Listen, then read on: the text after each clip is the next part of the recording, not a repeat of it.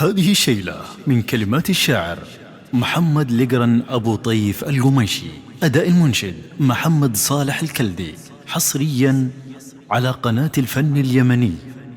يقول الفتى يا الهاجس ليلك تطف قصيد سجلها ووضح حروفها في البحر ببحر من طرف وانت بطرف قبة عمق البحر نمز طوفها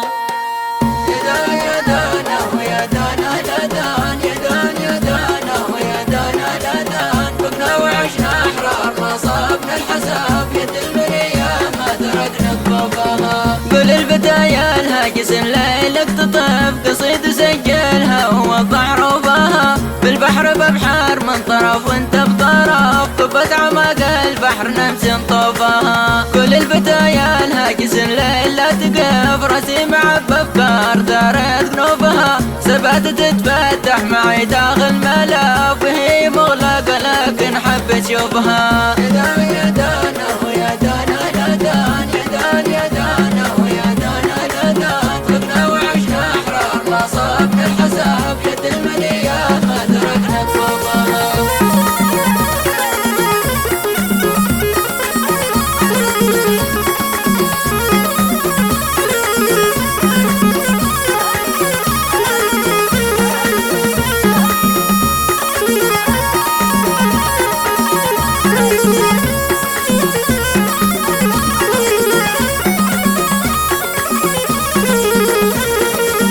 لأسباب شخصية واشياء لها دم خباها في أرشيف واضح حروفها لشخص متربي على العز والشرف دار الكرم والجود بأول صفوفها. روعت الغاني على الواع مختلف سير رجال صدق وهو سعوفها لصاحبي يحتاج ما قلت لها سفل في معه في السهل وصعب اصطفاها.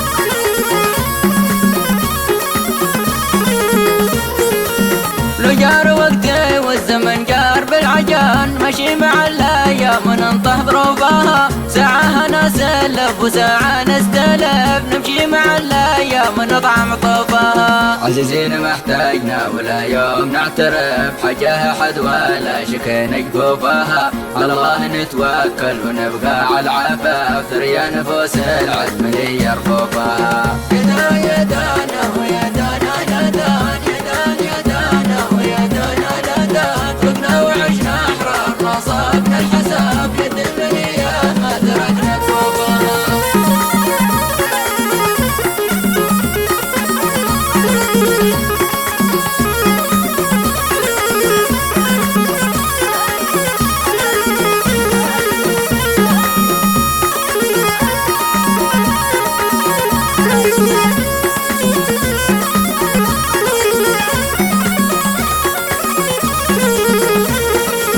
سر الحياة لا يوم قدامنا انحرام سوي انحرافه ما خشينا ضعفها كيف ظروف الوقت بالحب والشقاف نمرح ولا نخضع ونضعف خوفها. لهبة الهبات بالحب والنكاح نوجه رمح الجيوش ونكسر سيوفها خلقنا وعشنا احرار لا صابنا الحساب يد المنية ما تركنا كفوفها.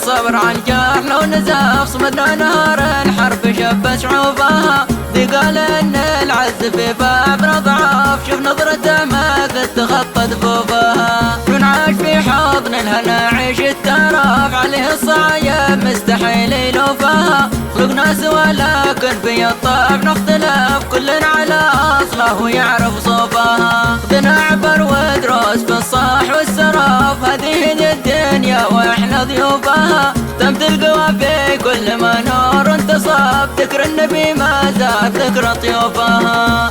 يا دانا ويا دانا لا دان، يا دانا ويا دانا لا دان، خلقنا وعشنا احرار ما صار